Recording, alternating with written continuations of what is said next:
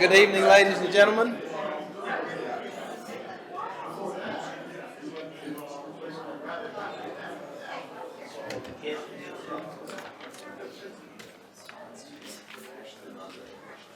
Good evening, ladies and gentlemen. Thank you for being here tonight.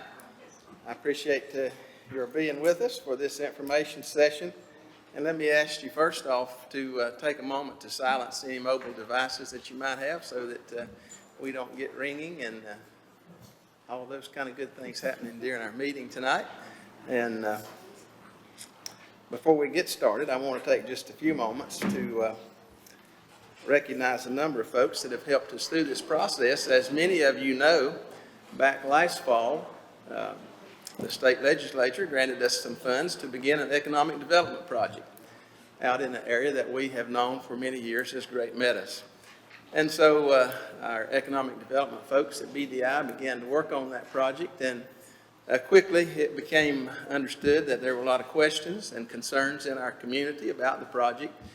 And so we felt it best to take a step back for just a little bit and take time to listen to those questions, listen to those concerns, and then to take some more time to work together with our community partners to see how well we could address those concerns. So that's what we've been doing over the past 6-7 months or so. And so I want to recognize a few folks who have helped us through that process during this time. And up on the panel tonight, you'll see folks from Foothills Conservancy. I think they're down on that end. Michael and Michael Gaffney. And then from the Catawba River Keeper, we have Grant Buckner and Brandon Jones. From Lake James Environmental Association, Joanne Deo. And then to my right, have our folks from BDI, Alan Wood and Dr. Joel Welch. We have folks from the media with us tonight, Marty Queen from the paper, and I think Sharon, I saw Sharon a second ago, she's McBriar with the News Herald. Appreciate them being here tonight. Then to my immediate right, our county manager, Brian Epley, and Alan Glines is in the room. There's Alan. Thank you, Alan. Kay Drone, our clerk's with us tonight. Also have tonight some folks from McDowell County who've been working with us on this project. Have the McDowell County Manager and Economic Development Director, Ashley and Chuck from McDowell. Appreciate them being here tonight. Our representatives, Hugh Blackwell, Warren Daniel could not be with us tonight. They were not able to attend. And I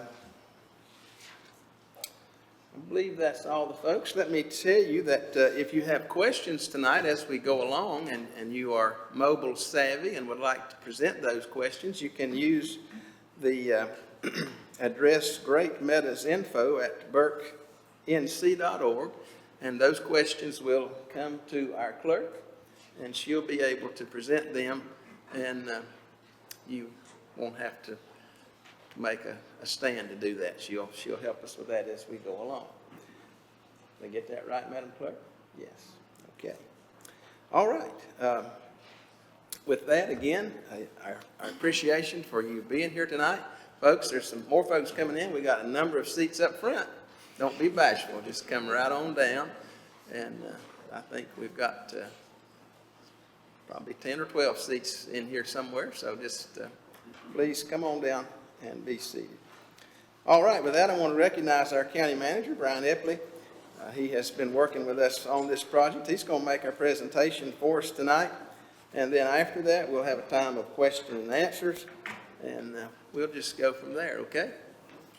Mr. Manager.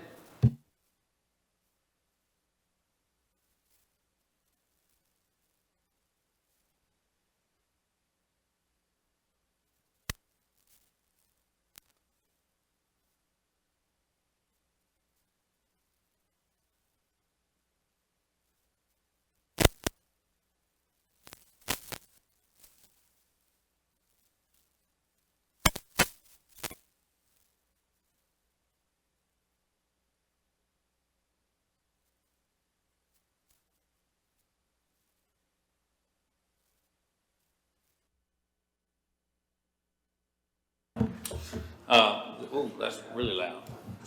Tone that one back just a shot. So as our chairman was saying, we sincerely appreciate the participation of each of you and your time and your talent. I think that it's really the tip of the spear for our conversation tonight. I've put together a few short slides that I think will help guide the conversation. And as Chairman Britton said, there have been some questions submitted through this email portal ahead of tonight's meeting, so I'll address most of those as I go through. If there's unanswered questions or new questions that come in, we'll deal with each of those, and then we'll conclude with a period of question and answer just from the audience. So if you have questions, everybody will have an opportunity to present those, and we'll answer the ones that we can. So I'd like to start just with a rough timeline of how Great Meadows came to fruition to this part. BDI, which Alan Wood is the CEO, Dr. Joel Welch is here representing the board, is an economic development engine or extension of county government. It is a nonprofit that is funded through public-private partnerships. So all of the towns and cities inside Burke County are members. There's also private membership that contribute, and the county is one of those members. And BDI represents the economic development interest of all of these public and private agencies to try to, with an aim of creating tax base, to help fund government and to create jobs for our community. And this has been a project that's been on their radar for some time. I think that sometimes there's a misconception when we start moving that these things are brand new. And I think the reality is maybe even further back than 2008, this property and this project has been a point of discussion. I arrived in Burke County in February of 2023, and it was one of the first things that Alan and his team began talking to me about. And I think it does present really a transformational opportunity that at least warrants a discussion and analysis if it can be done in the appropriate way. So all the way back in 2008, there was a Duke site readiness study on the project. Fast forward to 2017, and I believe Alan presented in Raleigh to the Economic Development Partnership of North Carolina. A quick Google search will fill you in on who they are, but they're essentially the BDI for the state. So they're funded through the General Assembly and through private funding to represent the state of North Carolina in the world of economic development. So it's really been, again, a point of conversation for some time. What really, I think, expedited and changed the conversation was a grant from the North Carolina General Assembly for $35.8 million in October, right? That was the game changer that took it from concept to real conversation. What's important to know about the money, $35.8 million, came from two state funding sources, right? So not all of that money is unrestricted. Roughly $22 million of that 35.8 is tied to that property via law, and it's essentially for capital expansion. So it can be used for land acquisition. It could be used for really any capital cost required to get that property suitable for development. The other roughly $13.8 million is restricted to water and wastewater, so water and sewer infrastructure development, which is one of the reasons this property hasn't developed over time. The property has been zoned, the vast majority of it has been zoned industrial since Burke County began zoning in roughly 1998. So zoning's still somewhat new in Burke County. It's only about 25 or 26 years old. And the original zoning map that was created zoned this, the vast majority, about 440 acres of this property is industrial then. I think that what has really challenged the development from an economic development and industrial perspective is no access to public infrastructure. And so roughly of the $35.8 million, I think it's important to keep in mind about 13.8 is tied to that. Now, from the financial perspective, neither land acquisition or public infrastructure is totally funded at this time. The land is valued at $25,000 per acre. That comes to about $32 million. The public infrastructure expansion and development cost is estimated to be north of $50 million. So 22 is less than 32 and 13.8 is less than 50, which means that this is just an incremental step, but neither are fully funded, and both will be reliant on future funding from the North Carolina General Assembly or grant opportunities if they are to become funded over time, right? So I just think that's important to keep in mind. All of that money at this time is housed in separate interest-bearing accounts that the law requires. It goes through very thorough audits, and it will every year as long as it's in existence. So when I think what created a lot of the questions was the pace that expedited grant really dictated. And we know in January, December, January timeframe, there was an application for rezoning for the bulk of the property, roughly 1,353 acres. Again, 440 of that is already industrial, so it was the net between 1,353 and the 440. But from our perspective, there were more questions than there were answers, and I think the pace maybe caught some folks off guard, and we didn't have time to really answer all those questions appropriately. And so really between the county commissioners and the BDI board, there was a joint decision to withdraw that rezoning application for the amount of time that it took to listen and consider. And I think that's what we've done to this point. Over the last roughly 7 months, we've communicated with multiple homeowners associations. We've had public input at county commissioner meetings. We've, as far as I know, answered every phone call and tried to respond to email as people had questions about this project. And we've used that input to really design standards. I think the most common way to think about it, is what we're here to talk about tonight, is deed restrictions. So these will follow the land, whether BDI purchases the land or not. These are legislative actions that will be tied to that land that are much more restrictive than state law requires or than county code requires. And we design them, I would say surgically, to deal with the concerns that we heard from the community. And I'm excited to cover those with you all tonight.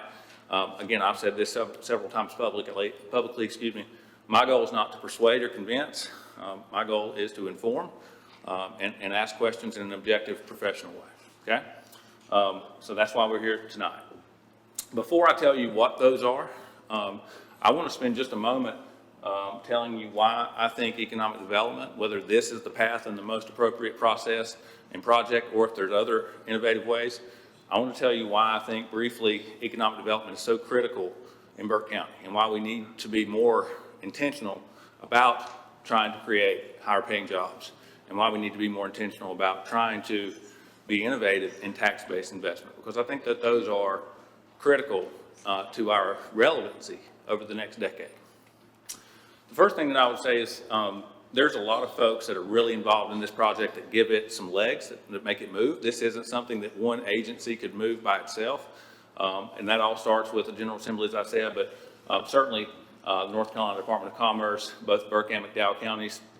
And I think the state is interested in this project and this site because they want to continue this culture of business-friendly climate. For the last 2 years, North Carolina has been ranked #1 in the entire nation for business-friendly climate. I think that's because we have the lowest long-term fixed cost, lowest corporate income tax rate in the entire country.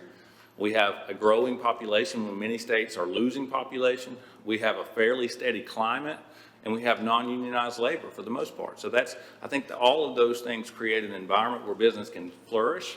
I think the General Assembly is putting real consideration into our project because of the other projects in the state of this size. Really nothing west of Greensboro or the Triad has seen significant state investment. So that Western North Carolina compartment, in essence, has been left behind. And I think that garners some momentum from legislators and likely led to the grant that we saw back in October. As we move through what I would consider target markets, advanced manufacturing, which are robotics and machining and those type of industries, auto manufacturing and aerospace are the industries that we think will provide the most robust tax base and the most meaningful jobs. So that's what we would try to target. One of the reasons that we think that that the location of this property is so strategic for those industries is because of our proximity to other international direct manufacturing companies.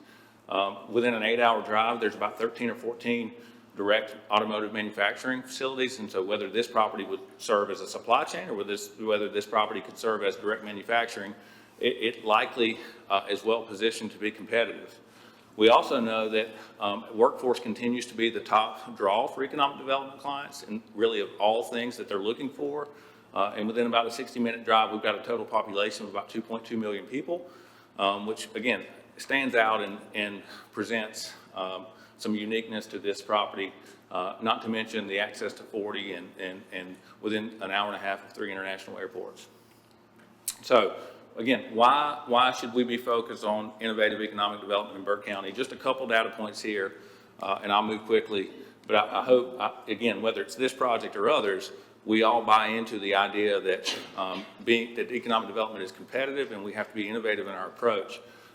This is just a map of North Carolina that ranks the proportionate share of your population that lives with food insecurity. Currently, we're at 22% here in Burke County, which ranks 90th in the state of North Carolina. Roughly only 9 counties have a higher proportionate share than we do. I think that's a challenge. We also, in this idea of disconnected youth or opportunity youth, these are folks over the age of 18 that didn't go to college, they didn't get a job, and they didn't go to the military. So they're not on an Employment Security Commission roll anywhere. They're not on a community college or university scroll anywhere, and they didn't enroll in the military. We rank 96th in the state. So only 3 counties have a higher proportionate share of their youth that may not have immediately found their path. When we look at local education funding, which I think is a core component of what local government is responsible for, we rank 96th. So the blue bar is the state average for county funding. The orange bar is Burke County. Now, one thing, in the last 18 months, we've made a significant impact here. We've raised, this Board of Commission has raised education funding 25%. When I arrived, the county was providing about $16.3 million to public education. Today, that's $20.25 million, so that's roughly $4 million a year, $20 million over a 5-year period. But that's still, that level of increase took us from 99th to 96th. And I think that it's an interesting conversation to connect education funding, food insecurity, displaced youth, and some other, I think, challenges that our community faces that economic development may at least be a partial remedy for. Here's just another couple of optics as it relates to public safety. Again, public education is a core component, critical service that I think local government is responsible for. Public safety is as well. Here's 2 metrics that compare our law enforcement sheriff deputies per shift. These folks work 12-hour shifts and they're running almost 11 calls in a 503 square mile county, which, as you can see, when we compare number of deputies per shift, doesn't compare favorably. It leads to elongated times at times, has some officer security issues, and it should be a point of emphasis, I believe, for us to try to improve. We also know that one of the critical components of public safety is EMS. So when you look at our response time, we have 6 bases to serve 503 square miles. We run about 22,000 EMS calls per year, and our emergency response time is significantly higher than those of our peers. And one thing that we, again, know to be true, this orange bar is average response time. This blue bar is a positive outcome following cardiac arrest. So when you have a higher orange bar, the blue line tends to go down, right? So again, how do we add bases in strategic locations? How do we staff paramedics? How do we buy ambulances? Whether you live in Wake County, Mecklenburg County, Guilford County, Buncombe County, or Burke County, an ambulance still costs the same. The vendor doesn't discount the price based on where you live. And we, I think, as a local government entity, need to have responsibility in trying to improve these things. I also see our Medicaid population percentage going up. This is before Medicaid expansion. Many of you may be aware Medicaid expansion started back in December. So this is just a measure of our population, roughly 90,000 folks, what percentage become Medicaid eligible. There's many factors that go into that, but household income is, I think, the most common measure. And when you continue to see that go up, I think it's an indication that, again, we have intense pockets of poverty, and higher paying jobs may be, again, a remedy for that.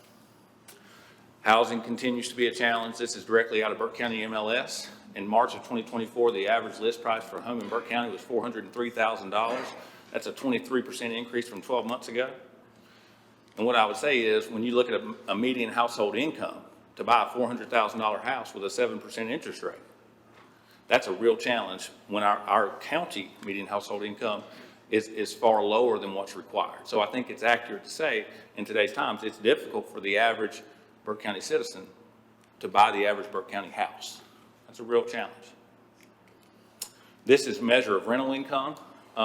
This dark blue bar is 2018 average cost for, or average monthly rental for a 2-bedroom, 2-bath in Burke County was $570. Fast forward from 18 to 23, that same apartment or house or rental unit costs $1,400 a month, more than double.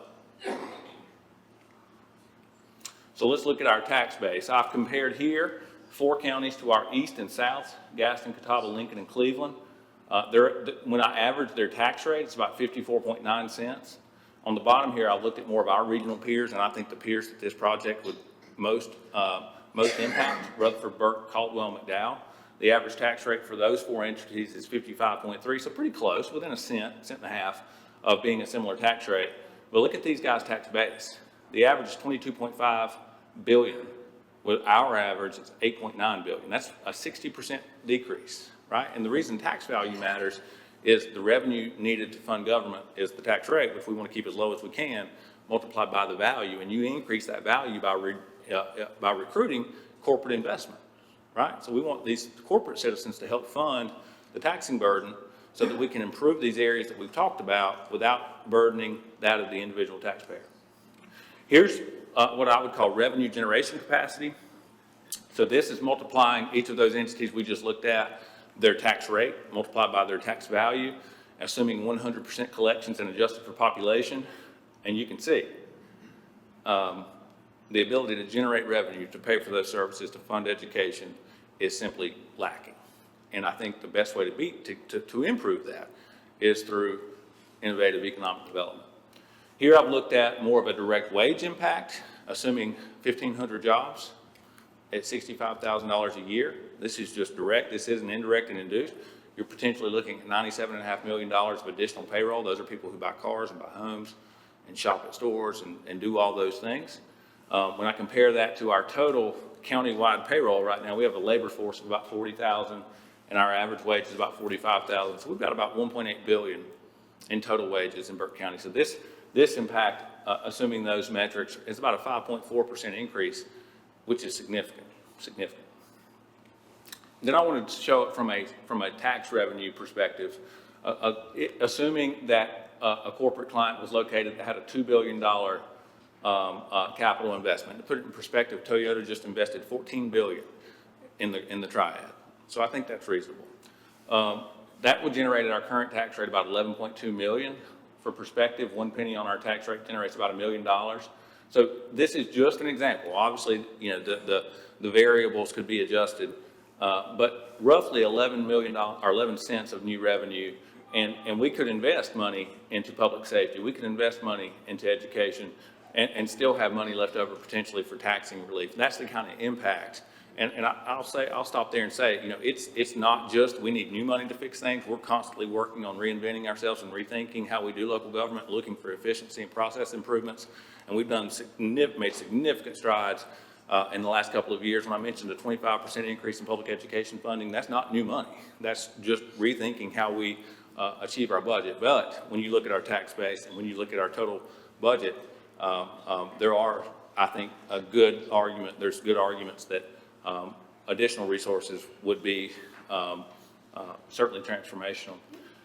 So about 56% of our total budget comes from property tax today. That equates to about $54 million. So again, looking at it proportionally, an 11 cent or $11.2 million, which would be roughly a $2 billion investment, would be roughly a 21% increase in tax revenue without asking any more from existing taxpayers. Those are all things that I think explain, or I hope shine light on why economic development is important and how it may impact some of the areas that we, from a data perspective, are not proficient. Now I'll talk briefly about the industrial park. One thing that I would say is it's been labeled a mega site. This is not a mega site, so the state has I understand it's large, and that's a commonly used word. But this site doesn't have mega site designations. The Economic Development Partnership of North Carolina and Department of Commerce reserve that right. It's an application-based process to get that designation. It requires typically 1,000 contiguous acres. This site is not that, right? So we use that terminology, but it is not a mega site. It's a large industrial site without question, but it is not a mega site from a definitional perspective. So two things have changed since we were since the application that was originally filed in December and January. One, and I think we talked about these when we announced that we would be rescinding the application. The first thing is we've what I would call right-sized the application, so it's not 1,353 acres. The application is only asking to include 795 acres. And I would point out there, of the 795, 440 is already zoned industrial, but it's included, and I'll talk about it in just a minute, only because we're making it more restrictive. So if we excluded what was already general industrial today, this would only be 355 acres, right? Which is a lot, it's still a lot, but it's not 1,353. So I think that's worth saying.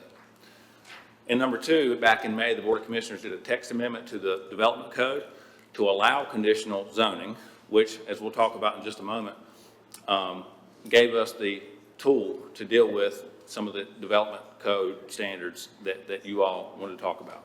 Here's the original map.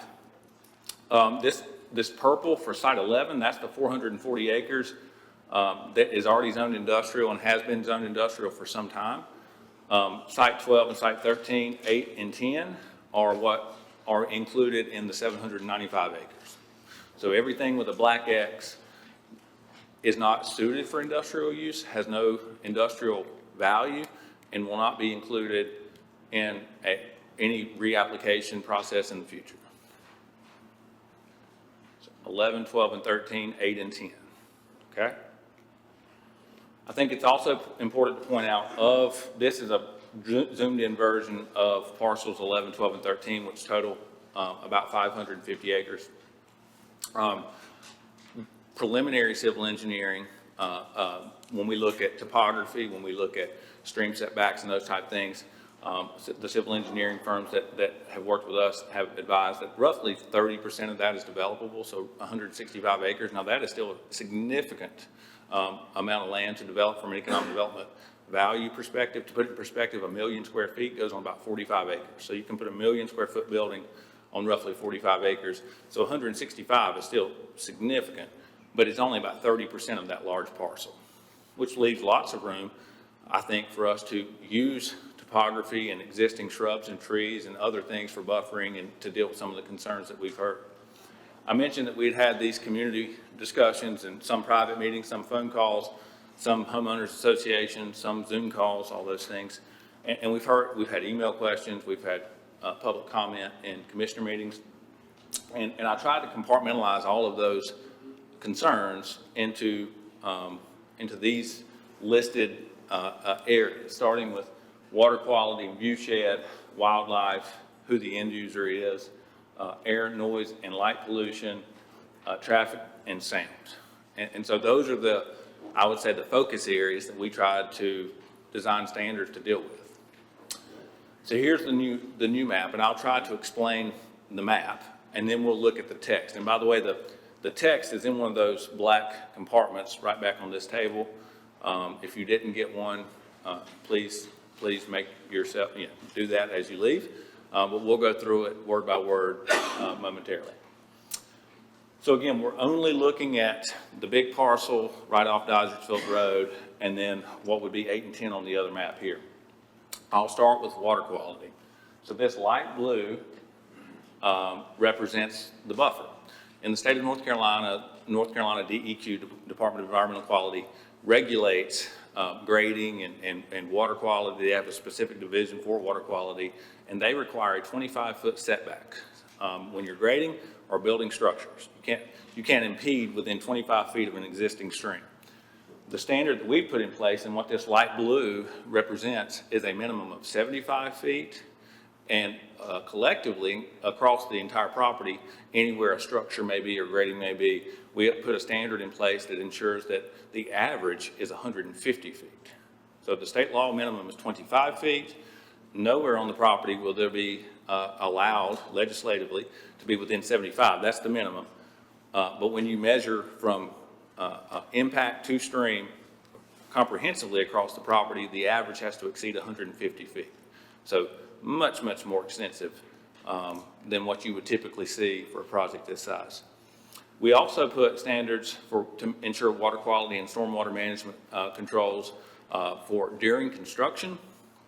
The state requires you to catch or excuse me, to plan for a 10-year weather event, 10-year storm. We've put standards in place that require the developer to plan for a 25-year storm. So what that means is larger and deeper stormwater management features, retention ponds, those type of things. And then post-construction, that would be permanent, the standards require that you capture the first 1.5 inches of rainfall. So the idea is that rain falls on the ground and sediment and those type of things get in the stream, and the stream ultimately goes to the river, Muddy Creek and Catawba. So the standard that we've put in place requires that the first 1.5 inches. So again, 50% more stringent than what is required. And my understanding is those are similar stormwater management features and similar water quality features that you would see at the coast for places that have shellfish and those type of things. So I think, you know, at least from my understanding, those type of conditions and again, deed restrictions, if you will help ensure that water quality is taken care of. The Muddy Creek and Catawba River have no risk of being impacted negatively from this grading project or development project. So the next standards that I'll talk about is existing trees and shrubbery. So if you've been by the property, clearly the trees are mature. I'd say 50 to 80 foot tall. The current development code says for industrial screening, you have to have at least 10 feet of depth and 5 feet of height, right? So I'm 6'5", so something shorter than me and something 10 foot wide. That's what the minimum requirement is.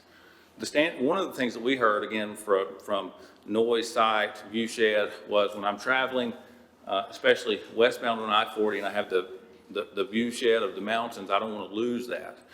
So along this I-40 exit, we've put a 300-foot buffer, literally a football field of existing trees and shrubs. Certainly that is, there's also conditions that require that those buffers be maintained and enhanced, that they are subject to periodic review, and if there's a bug that hits in the tree or a tornado or anything that impacts the buffer, that be replanted or be replaced with something of adequacy. On the back side, this is a 200-foot buffer. When you start along this way, it's 150 feet of existing trees. On the other side of the road, it's 150 feet around these three corners to the south, east, and west, and on the north side it's 200 feet because, again, there's heavier residential homes there. We also put a condition in place that prohibits industrial entrance from Sawmill Road or the backside. We didn't, there will likely have to be emergency entrance for fire trucks and ambulances and those type of things, but no tractor trailers, nothing like that. And the conditions will require a traffic impact analysis to limit the number of industrial entrances. Ultimately, that will be a DOT requirement to meet their compliance, but our goal is to reduce the number of industrial entrances off of Dysertville Road to the minimum required by law, okay? So now I'm going to switch to the text, and there's a few more than that, but I think those are, the main components, and then we can switch to questions and answers. We've also done these environmental due diligence steps that are common, but for what it's worth, we have looked at the archaeological and endangered species. There's a phase 1 environmental and a geotech study that has been worked on. So I'm going to go through these one by one. If you have a handout, you're welcome to follow along. If not, you can look at the screen. So condition 1 simply introduces conditional zoning in Burke County. This is the first industrial conditional zoning district in the entire county. There may be others, but this is the first one. So we're naming the parcel numbers and saying that these will fall into this new district. Provision 2 is talking about if you're on Dysertville Road, the larger parcels to your left, the 550-acre parcel. And it says that along Dysertville and Highway 70, there'll be a minimum depth of 150 feet of existing trees and vegetation. It says that buffer will remain in place. On the back side, the far west side, existing trees and vegetation will remain at a minimum depth of 200 feet. And to the parcels along I-40, natural buffer of minimum depth of 300 feet. Okay? Number 3 is on the other side of the road, so this will be the right-hand side. And it talks about a minimum depth of 150 along the parcels that are border soil mold. and then 200 feet on the parcels that border Snow Hill Church Road and that property there to the north, okay? Item 4 deals with stormwater management features, both during construction, post-construction, and water quality. And this says that a buffer will be on each side of the stream of existing shrubs with a minimum width of 75 feet. Again, remember the state requirement is 25, and an average across the entire property of 150 feet. It also goes to says at a minimum during construction activity, stormwater control measures will be designed to treat a 25-year storm. And then post-construction, there'll be permanent stormwater control measures to capture the first 1.5 inches of rain. There could be streams that aren't maps. There could be streams that we don't know about. So we also added language that says if we identify streams, that they'll follow the minimum requirements as well. Item 5 says soil mold may include emergency site access, but not general access. So employees won't be going there and traffic and transfer trucks and those type things. Number 6 is about a TIA and reducing industrial entrances. Number 7 just says the district will be developed to meet and comply with all emergency response requirements as you would expect. Number 8 has to do with lighting the site. So we want to make sure that light doesn't escape the property. I think the trees will do a ton of that, but any lighting, outside lighting on the properties or on the building will have to be down, cut off lighting to ensure dark skies and that you're not having the stadium lighting impact. Number 9 says that we're reserving space for future trail connections. As we all know, there's continuing to be some activity and development up around the lake. And then number 10, I think that's an important one. This is the prohibition of certain end users in certain industries. So we have, through consultation and talking through many ideas and options, prohibited any mining or quarry operations. There'll be no carbon black production. There'll be no raw ore or mineral processing facilities, no asphalt or concrete, no landfills, no garbage disposals, no scrap yards, and no heavy metals or metal plating and finishing. Those are prohibited from any end user. And that's what I have. I'm happy to pause here, or we can transition directly into the question and answer part of the forum. Mr. Chairman. Okay, thank you, Brian. Well, as you can see, a lot of work has gone into this project since the first of the year. And again, I want to thank these folks to my left and who have been our partners in helping us as we think through this. They are considered experts in these areas that work in our western region of North Carolina and beyond all the time. And so again, I want to thank you guys for helping us as we've moved along here. And so at this time, we will take questions and answers. And Madam Clerk, I know that maybe Brian answered some of the questions as he went through the slides. So you want to take us through what you think that has not been answered that you have on your emails first?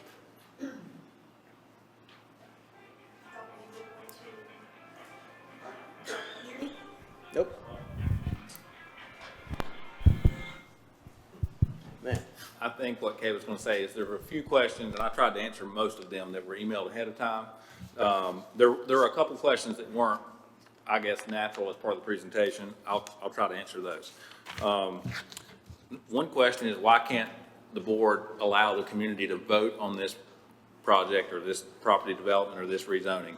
And the answer there is there's no statutory authority to provide a referendum. There's limited authority constitutionally for what can go in a special election. And there's absolutely no authority to ask what can go where in the community in North Carolina. Some states allow that, but North Carolina does not. Another question is, if some of the property is zoned industrial today, why is it included in this discussion? And I would argue because we're putting restrictions on it to make safeguards for the concerns the community have. So I think that's the answer there. If we did not do that, in theory today, if somebody acquired it, or if the current owner, Great Meadows LLC, wanted to develop that for any industrial use, which, by the way, allows all of these things, that could happen today. And I think, again, the reason it hasn't happened is simply an infrastructure access question. The other question was, if you don't know who the end user is, why do you have 3 specific site plans? I think that's referring to this optic. And again, this is just preliminary civil engineering based on topography of the land and where the streams currently are. With current standards that we're proposing, those appear to be the most developable paths. That's really the only answer. Let's see, one of the questions deals with scenic overlay. So there's a scenic overlay that's heavy on that side of the county, and the question was, do any of these parcels, are any of these impacted? So since these other ones have been removed, the impact is minimal. Parcels 8 and 10 do have a scenic overlay that will be replaced with the conditional zoning standards. So that's that one. There's a question about when there'll be a next public forum like this, and I suppose some of that is feedback from you all as to whether this is helpful. I would anticipate if this is a useful tool and we all want to do it again, it would be during the next period of the process of the project, which there's really no way to predict when that may be. Following the rezoning, as we talked about earlier with the funding, I think that funding from the state will likely dictate the pace of development, both on infrastructure and land acquisition. So I would say that's a to be determined as far as when there may be another opportunity for this. Again, a lot of these, we had like 20 something, so I apologize, but one question, what year did the idea for the Great Meadows mega site begin? I don't know that we know that. It was likely before all of us. We can track it back easily to 2008 when Duke did a site readiness analysis, but we believe it goes further than that. It said, did the Great Meadows reach out to BDI, or did BDI reach out to Great Meadows, and who submitted the project to the state for grant funding? And I think that is a multitude of people over many, many years. As I've mentioned, Mr. Wood presented to the Economic Development Partnership of North Carolina in 2017, and I think the state is constantly looking for product to develop to continue the success that they've had in positioning North Carolina as the most favorable economic development state in the nation. So I think I answered the rest of them during the presentation, Kay, so if you have new ones, we can entertain those now. We did have a few questions come in during your presentation, and Mr. Glines is going to field those for you now. So Mr. Hoffman provided a question. He wanted clarification with members of the Board of Commissioners sitting on the BDI board, how that makeup happens. Is there any conflict of interest? I'll try to answer that question. Of course, BDI, as Brian said early on, is made up of the both municipal and county government. So obviously, if county government is providing those funds, a commissioner or more may sit on those boards. And so certainly it is of interest to the commission, as well as all those municipalities that have a part in the BDI composition. So each municipal and the county has representation on the BDI board. Thank you. Do we know how much tax incentives at this time will go to any tenants and how those would be paid? Brian may want to answer that, but at this time, we do not have a specific client, and those kinds of incentives would be evaluated based on what jobs they may bring to the community, based on what tax base they may bring to the community. So all those things are evaluated on a project-by-project basis, and so that's simply not something we have before us at this time. Okay. Are other North Carolina mega sites already leased out?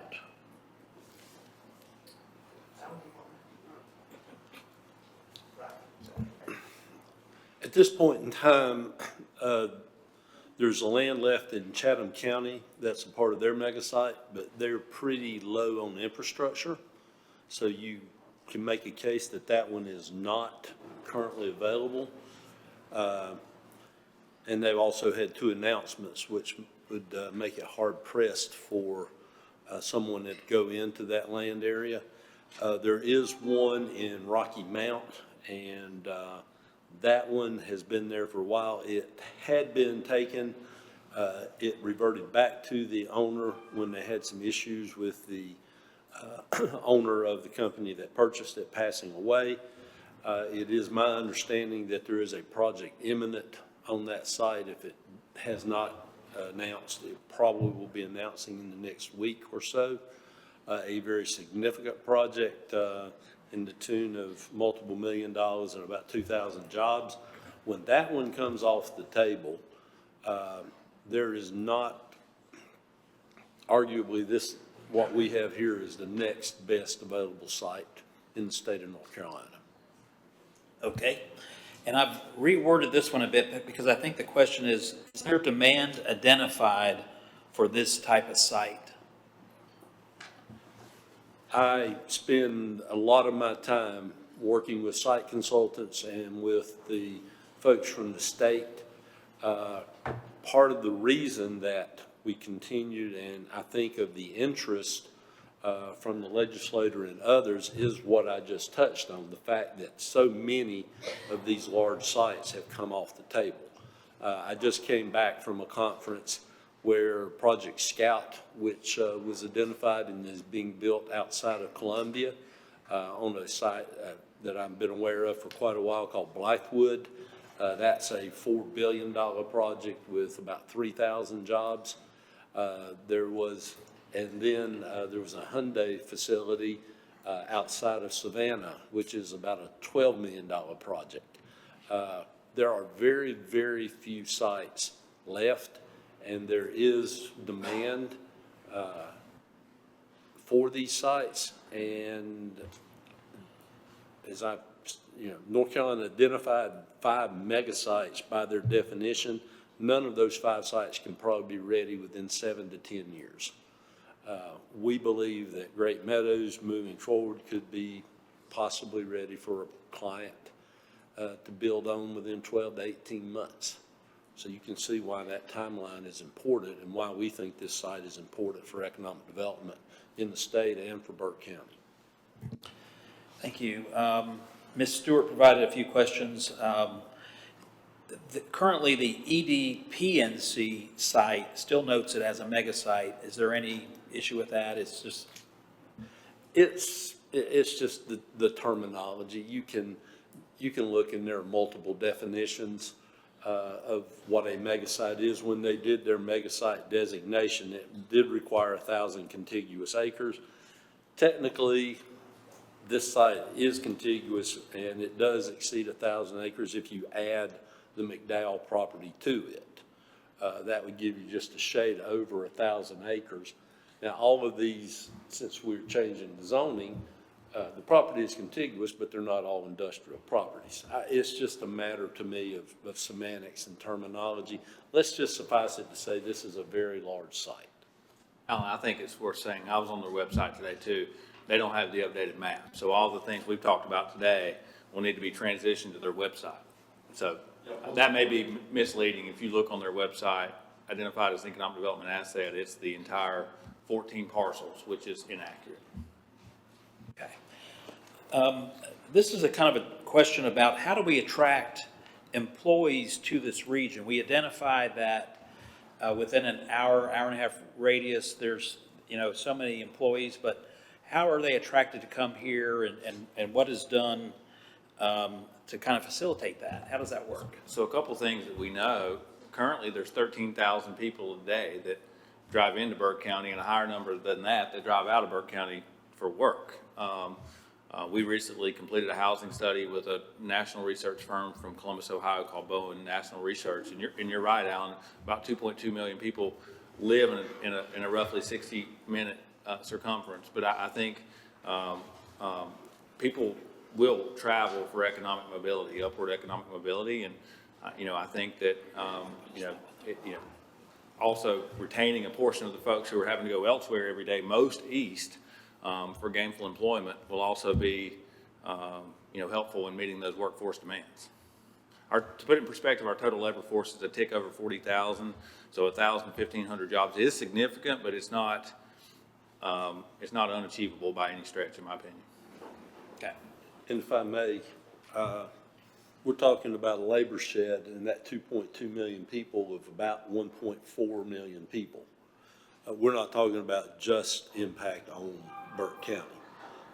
These wages that we're projecting are 25% above what our current average wage.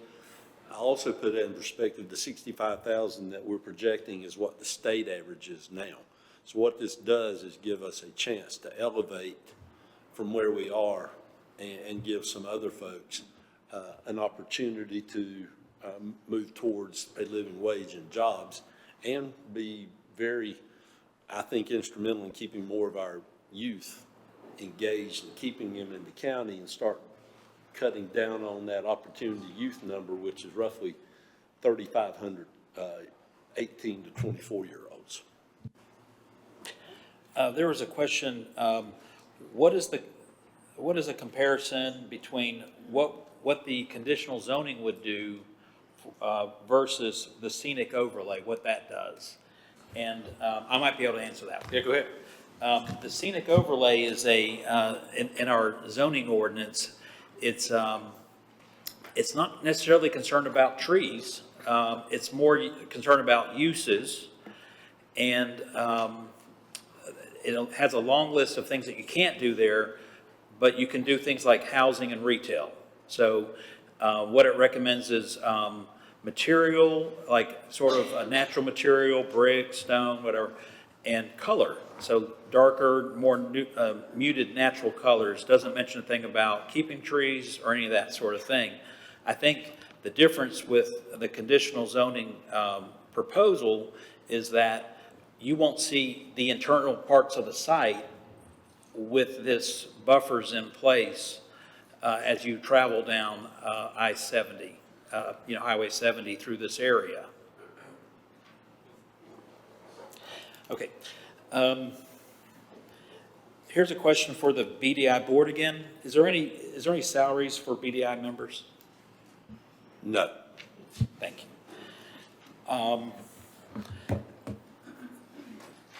Can we just check the audience and see if there's questions here? Maybe while you guys sort through a few more? Yeah. Just, Can I answer a question, please? yeah. Yeah. It was asked a while ago how long development on this site has been thought about. In the early 1980s, I led a charge to keep waste management services from putting the site in there. And one thing that this this new zoning does, it does prohibit things like that in there. I mean, it was a heck of a fight we had. I mean, I involved TV stations and everything else, and we were successful at it. And one thing I'd like to add, if we have control of this by BDI, we can determine what's going to go in there instead of it being by Great Meadows themselves. Yes, sir. That's right. Give her just a moment. It goes through the YouTube channel, through the microphone. I apologize. Yeah, well, if you don't mind, just hold your hand up and Madam Clerk will come to you and she'll hold the mic for you. You won't have to worry about taking the mic. Thank you. Okay, I do have a couple of questions. On the two visuals up here, the one on my left and the one on my right, it would appear that those parcels on the right side are zoned planned residential. So the But, yeah. light blue is mixed-use residential, and the yellow is residential, R3. So, but on the right side, like the purple, is part of it. So how, does that have to get rezoned industrial? Doesn't appear to be, or it's not the No, same. so, yeah, so, So that shape is light green on the left, which would make me believe it's residential, but then on the right, it's part of the site. The purple shape. yeah. And then the purple shape, that same shape over there is green. So 8 and 10 is what this is. Does that make sense? I'm not sure I follow the question, I apologize. It's, that shape is telling me on the left. This? Yes. This does require rezoning, yes, it's currently mixed use with, residential. and the yellow is R3, and this is planned residential mixed use. So it's currently not zoned industrial? That's correct. Okay. Next, are there any? All right. Sure. Are there any rules in place currently or proposed about the height of the buildings or structures that will be permitted? We didn't put conditions that regulated heights, but I can tell you Class A industrial on average is 30 to 35 foot rooftops and ceiling clearance. So we proportion that against the existing trees that are 75 to 80 feet tall, and felt like that screening would be adequate. But we didn't limit the ceiling height in the building because end users, you know, if you're trying to recruit aerospace was one of the things, they may need that full amount. So we didn't put text in there. But I think if you talk to folks who do this regularly, you're going to see something less than 35 feet. I mean, could it be a 10-story office tower there? Is that? So the question is, could there be a 10-story office building? And industrial doesn't describe that type of building. Okay, so there will be some limits to the height of the buildings, presume? If it's an industrial use, yes. Okay. Yes. And then my last note on the demographic that would be like employment. So let's presume I'm a human resources professional and I do open new centers in a number of different locations across the nation. So is it assumed that there would be a certain number of people relocating into the counties for the employment opportunities? And then is it assumed that that's going to put more demand on the limited housing, and that then we would conclude that that's going to increase housing prices all the more and make them even less affordable? Any thoughts on that? So I have a couple thoughts, and I'll invite you to our next public forum, which is about housing. In a couple of weeks. But I think, again, reminder that there's about 13,800 people a day that travel into Burke County for work. There's another roughly 15,000 or so that travel out. Our first priority for these jobs for qualified folks will be upward economic mobility for existing people who live here. And then, again, providing a path for maybe people who are having to travel away. That net difference would likely be people. Obviously, if a company, probably executives and so forth, they would bring their own. I think the production and the supervision level would likely be regional within that 60-minute commute. Is there some chance that this puts additional pressure on housing? Of course, when you have growth. But when you look at some of our age patterns, we need that. Over the next 5 years, the state demographer is expecting our workforce age, people between the ages of 18 and 60, to shrink by about 1,500. And our fastest growing age segment is folks over the age of 75, which we need, but that doesn't answer the workforce question. So how do we deal with housing is more of an infrastructure supply and demand question. So we need to relax and evaluate modernized housing code. That's a big deal. The development cost in this county is tremendous for subdivisions.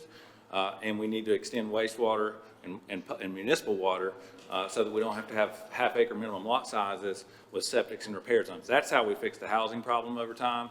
And I think there will be some net growth here, but I think our priority is our local folks. Thank you. Can I,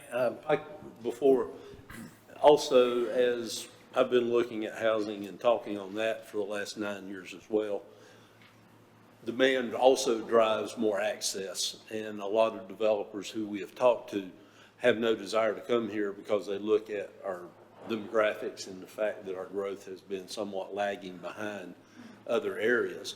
So a development of this size also can help start to move that number of new housing projects that we have. And that also, so it's a chicken and the egg. They really won't talk to you until they see this kind of growth. And then you start to see some additional new housing come that would help level off that demand and hopefully keep these prices from continuing to escalate. okay. I had a couple of questions here, Kate, before, thank you. Information on the rail service, and the role the community college has in workforce training. So the question on the rail, currently, there's been no engineering for rail. There's no end user that requires rail. Apologize for that. Our partners here have been really clear that there's not a great way to get rail to the site. And our goal would be for the limited industries that may need rail, which is, in today's market is fairly limited. We have an existing rail spur in place, and our goal would be to, if rail was required, use it and push that to that component. So I hope that's helpful. And I'll let Dr. Wills talk about the community college. Yes, thank you. The community college is directly involved in workforce development. When you look at what we're trying to do, our vision, our mission is that we're driving high-paying or life-sustaining wages for folks in our county. When we look at that, we know what our poverty rate is, we know what our FAFSA rate is, Pell Grants coming in, and then we've partnered with BDI from the college standpoint and Opt-in or Work in Burke to drive an apprenticeship program. We had about 5 or 6 apprentices 4 years ago. We're at about 50 now across 10 different companies, which drives in and brings people in. And then the other thing that is really important that you look at this is the types of jobs that folks are going out to. So we look at our program mix from manufacturing to construction, horticulture, all of that driving into what are the jobs that it feeds. So apprenticeship, internships, working with the high schools to get students who want to stay. And then the last thing I'll say, we had an economic development study done on the college just about 4 years ago. 1 out of every 15 jobs in the county is directly related to the college and the work that we do. And the return on investment of the students who spend money with us is over $5 for every dollar they spend with us. So it leads to jobs, it leads to work that we're doing. So it's directly related and something that we are continually watching. Y'all ready for me? Okay, here you go. Okay, my question's on the whole theory of if we build it, they will come. I drive past, for almost the last 20 years, one of your industrial development programs, the business park. For 20 years, it's been clear cut. We don't have one building on there. We don't have one job. Why with confidence would we think that you could take a project 15 times larger than that and we're not going to see in 15 or 20 years 400 or 500 acres of our beautiful land sitting there waiting for somebody to come? Explain what's going on with the business park as an example of why haven't you been able to fill 83 acres that have been sitting there for almost 20 years developed? That's my question. I think it's a great question. I think it's a fair question. One thing I would say is obviously the product is different, right? 83 acres and pads that are built for 80 to 100,000 square feet. So why are they different? Why would you do both? I think the question is because the product is very different. Why the stagnation, if you will, in the development of Burke Business Park is, in my opinion, you're not going to have industry similar with this property until you have infrastructure. And although the property was bought and the grading was done and a lot of the optics that people saw have been there, the infrastructure in the ground that really provides the opportunity for development, water and wastewater primarily, is still fairly new. And I think, so, that park is an incredible asset. I think there's still 3, maybe 4 pre-graded sites that are available. Again, they're 80 to 100,000 square foot type buildings, but I think you will see activity there in the future. But the reason that I think it lagged in development, and by the way, that this team is still fairly new, but there never was the development opportunity because of infrastructure, and that's the component. Just a quick follow-up. When you showed that the big section there divided into 3 buildable areas, a couple of them were less than 83 acres. So to me, we're getting sold a program that doesn't work, proven on your history. That has sat there for 20 years, 2005. is when we started spending tens of millions of dollars of taxpayer money for nothing. We haven't received one tax dollar back. There's not one employee on that site other than a construction crew that's been working on a cement pad for a year. Not a building, not anything. Sure. So how can we confidently think you're just not selling us a pie in the sky? So I think credibility and trust goes a long way. I think that's the point of today. There is a certain level of vulnerability and authenticity of saying we invite you in to ask us questions.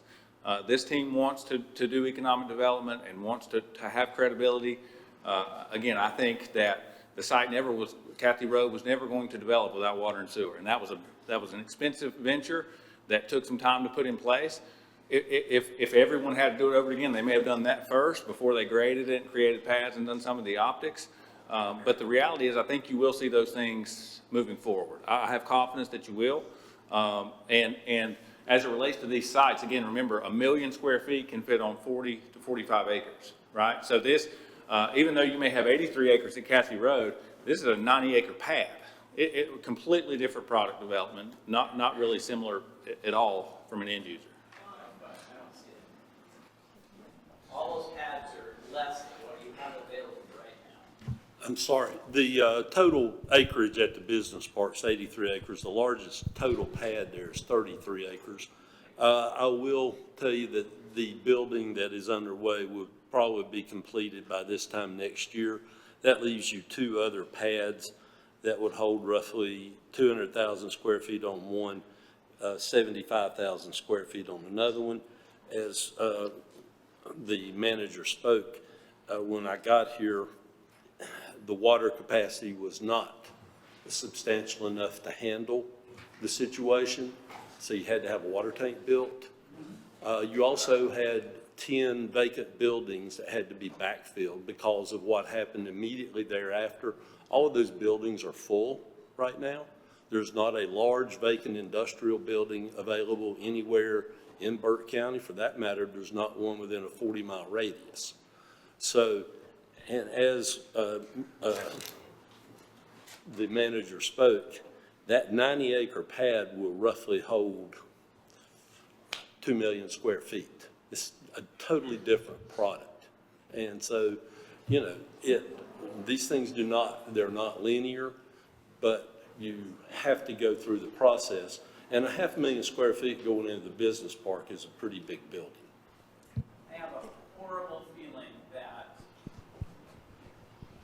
in 20 years, we're going to drive by this beautiful piece of property that might have infrastructure, it'll be all cemented, it'll be clear cut, and we'll be talking about the same thing.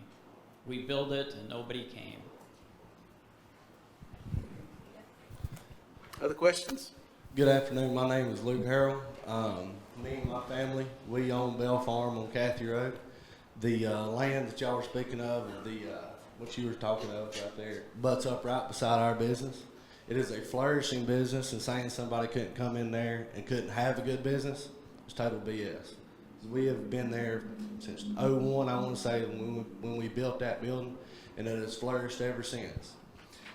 Saying that people's going to come out of town is total lie. If people are going to work, then we wouldn't have as much unemployment here as that we do. People are going to work whenever they want to work. You can build as many businesses as you want to. But all the family businesses around here, not even family, like Walmart, you look in that business and you say 45 cash registers. How many's in use? What, 3 or 4 maybe? They need employees. That is already something that is already established. Why are you going to take beautiful land, like he said, and make it into something that's going to just stay as a concrete pad, not even be used? I understand about development. I completely agree with it, because you need to bring in jobs to flourish your county, and I'm all about Burke County growing. However, this is not a growth thing. And another thing, everybody that's on the board that sits in them chairs up yonder, that's not here, and maybe y'all sitting right there, do y'all have any land that you live at or own that butts up to this land? That's the question. Does any of y'all own land right there? None. That's not going to affect any of y'all. The people that it's going to affect is the people that live around it. Me, my grandparents, Rex Shoal, everybody on Sawmill, and my home church that is on Snow Hill United Methodist Church. It's a total lie with what you're feeding. I agree with development, but this is not development. Other questions? There's a lady in front here, I think, has a question. I'll Okay. wait back here. I've got a question for you. Are there gonna be any, might be for Mr. Athley here, are there gonna be any toxic minerals at this site, like lithium production?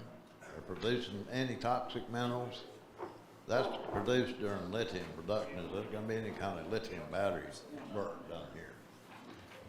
And if so, are there gonna be retention ponds that are lined? I mean, you're selling us down the river right now. This water supply up there is a limited resource. And it's gonna, if we run it, we're not getting it back. And I have one more question. Does this 35.8 million include any infrastructure for the highways? Improving the exit at Highway 94 and Desertville Road and Highway 70. If you don't widen those roads and stuff, you're gonna get somebody killed. And that's what I'm saying, and some signal lights. That's gonna be ridiculous. It's gonna be a pain in the butt for people to have to commuting on that highway right now to work here. And you're asking them to go through more hardship to go through your junk. That's it. Thank you, Mr. Rooney.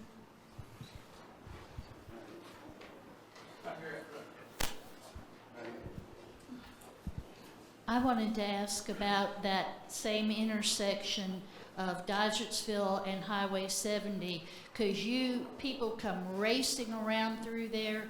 We live right across from Snow Hill Methodist Church, and they race down that straightaway. They don't realize there's a curve down at the lower end, and there's been several people that have had wrecks down there. And the Dodgersville and 70 intersection desperately needs a stoplight.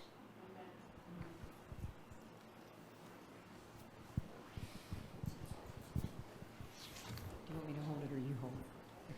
Hey, my name's Penny Ann Taylor, and I want to thank all of you for having this public forum session. It makes me feel good to see the Conservancy and Riverkeeper people here, and that you folks are a part of this. I didn't hear you speak any, but I'm glad you're here.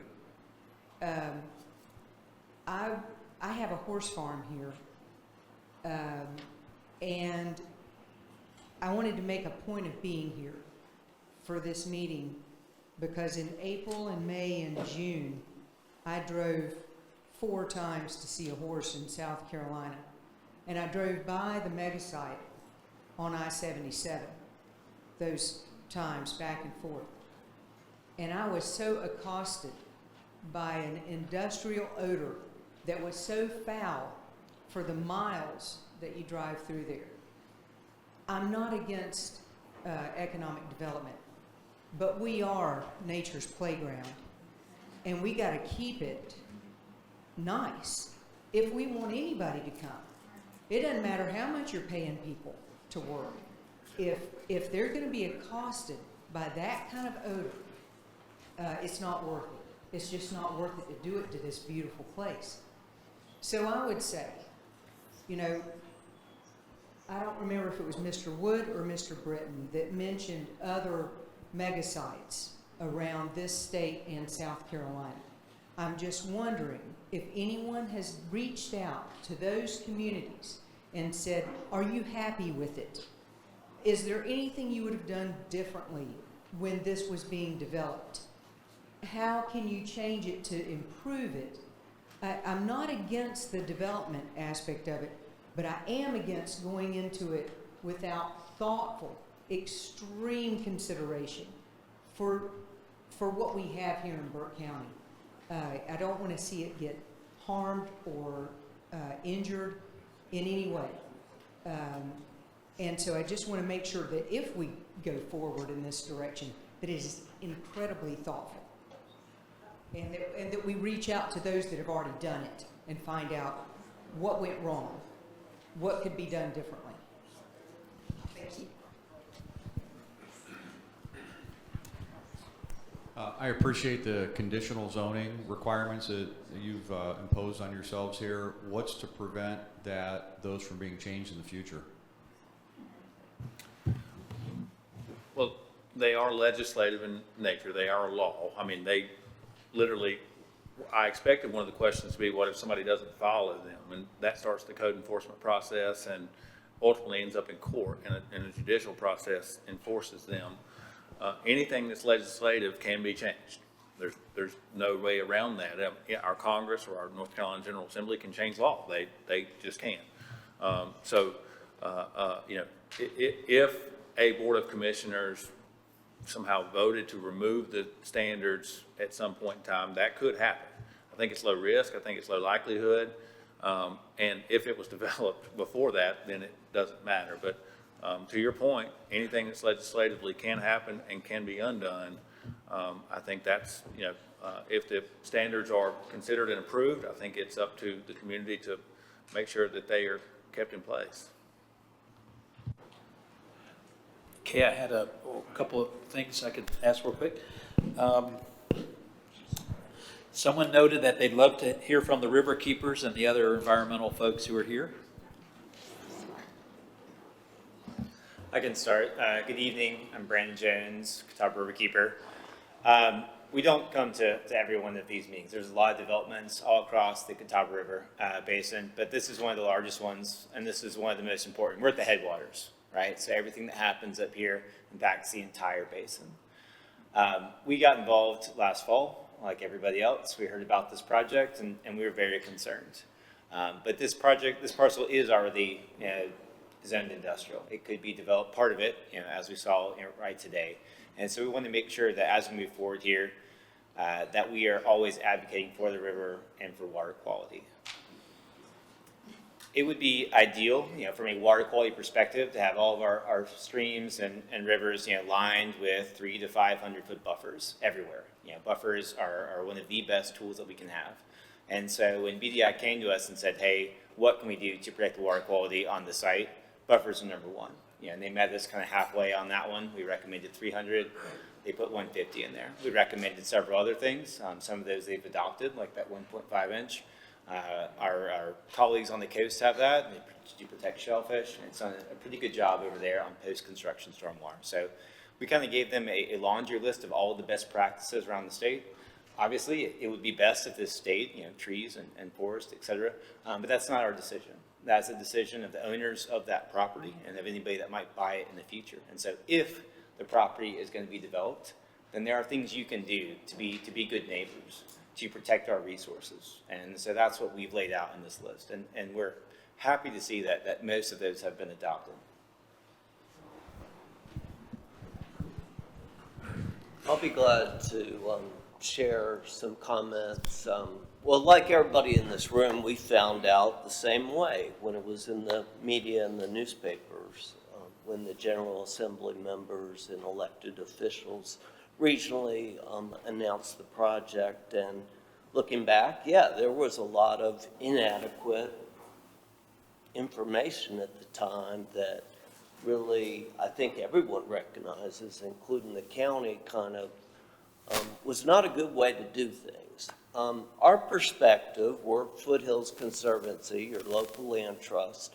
We're very grateful for this opportunity to participate, provide input, and discuss constructively land and water conservation measures. We're not water quality experts. We're not engineers.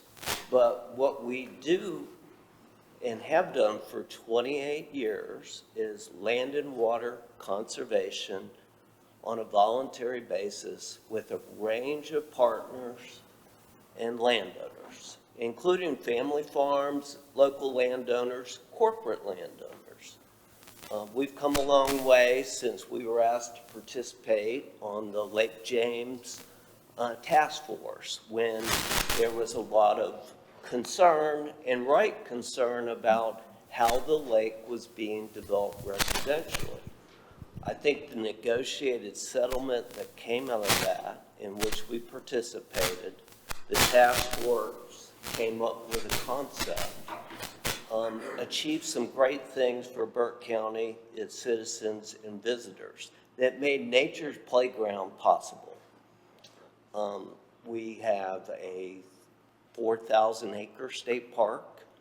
We have current residential subdivisions that are creating tax-based benefits, but the buffers and all the conservation and water quality measures are vastly different than what it was before 2005.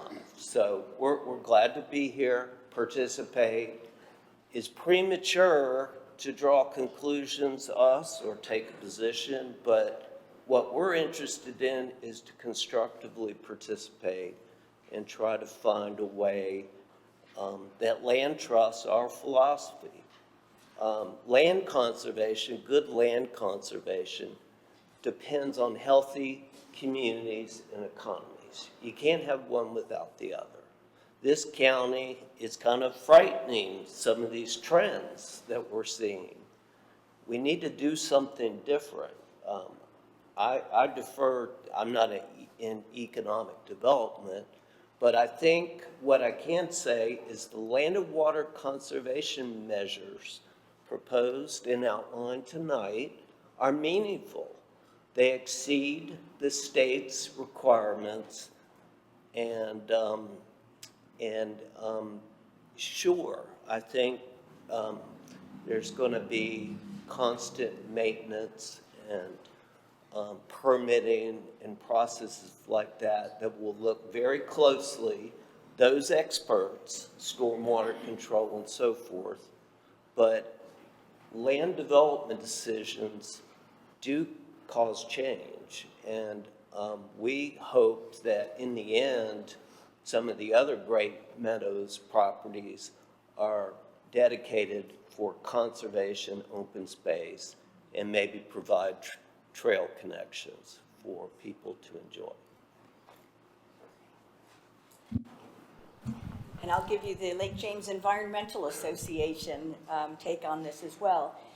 We're a group of volunteers, and we're here to really protect and preserve the environmental health and the natural beauty of Lake James and its watershed. Now, while technically this Great Meadows site is not really part of the watershed, it really does affect the entire area. With my colleagues sitting next to me and others in their organizations, we were able to partner and come up with a conservation plan, which we proposed to the county back in February. They listened.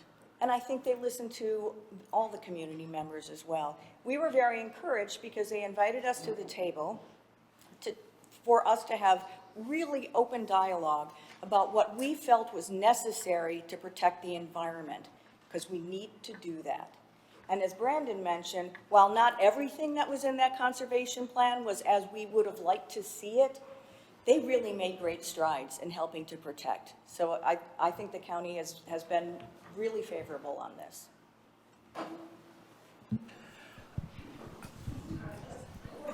Okay. I had a couple of questions. I've lived all over the world. I've lived a lot in the United States. Tax incentives for businesses coming in are just a norm. And I want to know if the commission just assumes that tax incentives for large industry are going to be just a given, and if that's the case, then what does that do to the income structure or the profitability structure of this particular site? The other thing is, I'm definitely concerned about water. Now I live on Lower Powerhouse Road. I'm one of the dam people because I'm below the dam. This won't affect me either. But I do have issues with really preserving our resources and making sure that industrial site would not be overly washing or overly taking more water than we can actually handle for the amount of people we have in this county. And if somebody would address that, I'd really appreciate it. All right, I'm going to ask Alan to address the question in terms of the economic development. Incentives are, I mean, we would all probably prefer that they never have been created, but that genie is out of the bottle. And there could be impact. These are looked at individually. The numbers that he gave were based on the full investment. It could be a significantly more investment than that. We do not know exactly what that would be until we do have a client. From the water usage, we would be looking at the permitted amount that is allowed to be drawn out of the lake right now, and that's what we've utilized for numbers to show what's potentially available. So this is not asking for increased permitting from what is currently being drawn from the Catawba River Basin. So we don't see that as being a significant impact or having real impact at all on the water levels of the Catawba River or Lake James. They're already permitted numbers by the current users. I had a question here. The question is there a way to notify non-residents in the area who own property near Lake James about this proposal? And the example was that I don't know that this is true or not, but it says that the Charlotte Water Interbasin Transfer Communication Model could be an example, but what the example was is sending a letter to all residents who are in this area. And I think if I answered it from a rezoning standpoint, we follow the state rules for rezoning notification process, and we notify adjacent neighbors ourselves. We put out a Z sign. Many people saw a Z sign out there, and we also notice in the newspaper and on our website for public hearings related to rezoning efforts, but mass mailings are not something that we do in the planning department, but there could be other comments to that regard. Other question? About this R3 zoning you have to the west and west of the mega site or the industrial site and north of I-40. Are you going to put cheap housing projects in there or multi-family units? I mean, it said something. Somebody said something about projects a while ago. I'm just curious. I mean, you said there's a housing shortage. I mean, are you going to try and cure that by putting low income housing in that area? Thank you, sir. I think I can answer that. That's current zoning out there, and that property is owned by the folks who have it. There's no other proposals in place for the property surrounding this site. So that's just R3 zoning is existing out there today. It does allow a variety of uses, and development plans are reviewed by the planning department and our partners, environmental folks, environmental standards, emergency response, DOT, things like that nature, but we don't have any other proposals for areas, those areas right now. Okay, thank you, Alan. Got one back here? All right. Hi, I have a background in industry, I won't get into that, but has groundwater contamination been considered, and the industrial waste disposal, and the possibility of what's called injection wells, where hazardous substances are actually pumped down into wells to get rid of them? And that's something that happens, and I'm just wondering, it's called an injection well, and I'm just wondering what, if any of that's been looked at, because groundwater contamination, wells, you know, the water actually runs underground, and it can affect areas much farther than where this site is located. I'm wondering if anyone's looked at that as a consideration, and if there's limitations being placed on what these industries can do to inject toxic substances into the ground, and once they're in there, they're really hard to get rid of.